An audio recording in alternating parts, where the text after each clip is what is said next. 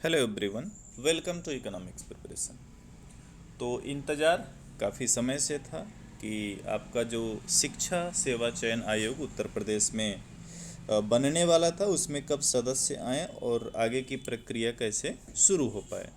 इसका इंतज़ार आप सभी लोग काफ़ी टाइम से कर रहे थे।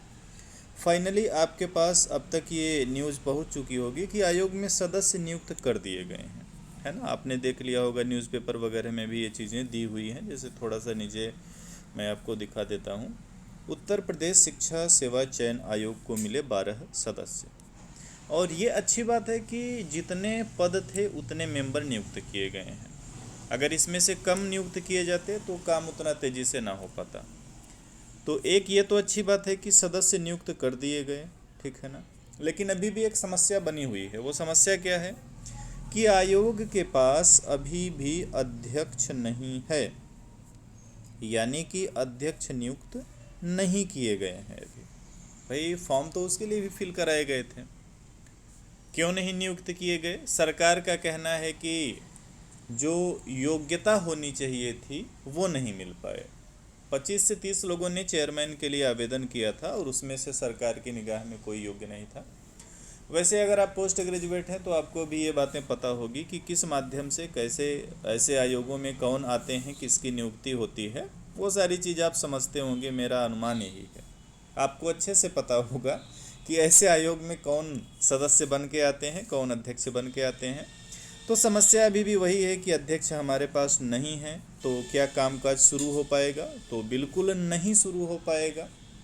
एक ऑप्शन तो ये हो सकता है कि इन सदस्यों में से किसी को अध्यक्ष का चार्ज दे दिया। तो मुझे नहीं लगता कि किसी को चार्ज दिया जाएगा, क्योंकि फिर से आवेदन के लिए वो पोर्टल ओपन हो चुका है और अध्यक्ष के लिए फिर से आवेदन जो लोग योग्य हों कर सकते हैं। और उसी के माध्यम से फिर एक अध्यक्ष भी आएंगे, तब जा कर के फाइनली आपका आयोग बनेगा, है ना। तो अभी एक क्वेश्चन जो ये है ना, कब होगी परीक्षा।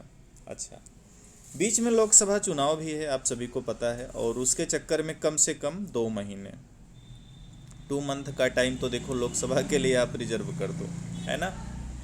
और मेरा अनुमान कहता है कि अध्यक्ष को आने में भी कम से कम 1.5-2 महीने तो लग ही जाएंगे, जिस हिसाब से प्रक्रिया चलती है, क्योंकि बहुत तेज़ी से काम तो चलता नहीं। आप सबको ये बात पता है, मुझे बताने की ज़रूरत है नहीं। मुद्दे पे आते हैं कि कब होगी परीक्षा, ठीक है ना। स्टेप बाय स्टेप समझिएगा कि कब होगा एग्ज़ाम। मेरा जो पर्सनल अनुमान कह रहा है, देखो आपका मार्च जाने वाला है, अप्रैल आने वाला है। अप्रैल और मई ये 2 महीने क्या लोकसभा इलेक्शन के लिए हैं। अब मान लीजिए कि बहुत जल्दीबाजी हो और इस बीच आपके अध्यक्ष महोदय भी आ जाएं, ठीक है ना।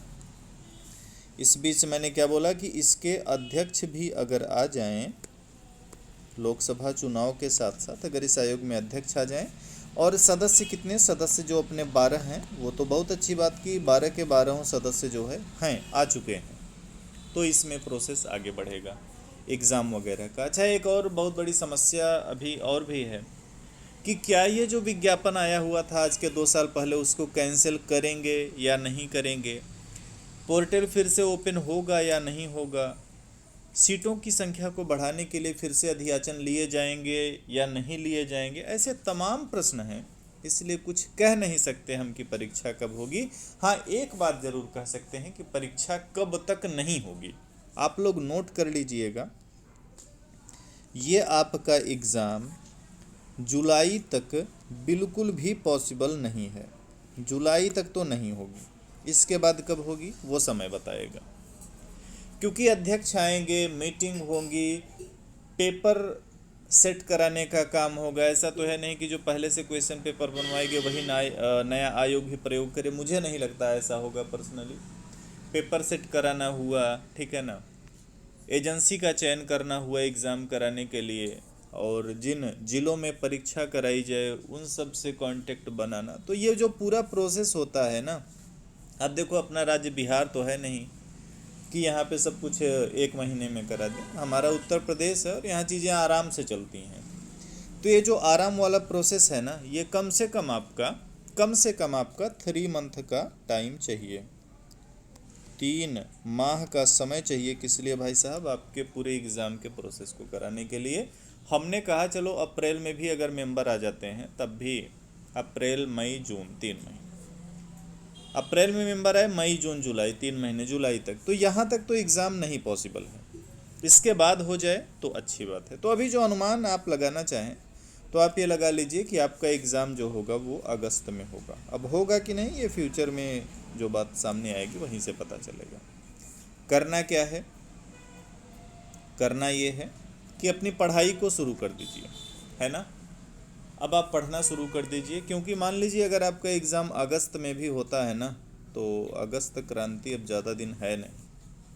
अभी मार्च आपका जाने वाला है, अप्रैल मई जून जुलाई 4 महीने हैं। ढंग से पढ़िए तो इतना तो टाइम चाहिए ही होगा पढ़ने के लिए। तो पढ़ाई लिखाई अपना शुरू कर दीजिए। जिनका भी जैसे कि एक तो आपका टीजीटी का एग्ज़ाम होगा, ठीक है, एक आपका पीजीटी का एग्ज़ाम होगा, टीजीटी वाले होंगे, ठीक है, पीजीटी वाले होंगे, असिस्टेंट प्रोफेसर वाले होंगे। तो ये भाई आप लोग जो है अपना पढ़ाई लिखाई शुरू कर दीजिए, क्योंकि 3 से 4 महीने बाद आपका एग्ज़ाम हो सकता है। हाँ, अगर अध्यक्ष आ गए होते तो काम तेज़ी से बढ़ता, और फिर हम ये कह सकते थे कि लोकसभा इलेक्शन के जस्ट बाद आपका एग्ज़ाम जून में भी पॉसिबल हो सकता था। बट अध्यक्ष के न आने की वजह से अब यही लग रहा है कि आपका एग्ज़ाम इतनी जल्दी नहीं होगा। हाँ, अगर ऐसा हो जाए कि इनमें से किसी भी मेंबर को अध्यक्ष का चार्ज दे दिया जाए, किसी को दे दिया जाए कि लीजिए आप अध्यक्ष के कार्यों को तब तक चलाए जब तक अध्यक्ष नहीं आ जाते हैं, तो फिर आपके एग्ज़ाम के जल्दी होने की पॉसिबिलिटी होगी। तो खैर वो जैसा होगा, वो इन्फॉर्मेशन जैसे ही आएगी मैं आपको यहाँ पे अपडेट कर दूँगा। फ़िलहाल आप पढ़ाई शुरू कर दीजिए अब, क्योंकि यूपी में ये जो वैकेंसी है जिसका 2 साल से इंतज़ार था, 2 साल पहले लगभग फॉर्म फिल किए गए थे, उसके एग्ज़ाम की डेट अब धीरे धीरे आपके सामने आती हुई दिखाई दे रही है। तो पढ़ाई अपना शुरू करिए। कोई क्वेरी है, कुछ भी पूछना है, वीडियो में कमेंट बॉक्स में आप जो है पूछ सकते हैं। थैंक यू एवरीवन, मिलेंगे नेक्स्ट वीडियो में।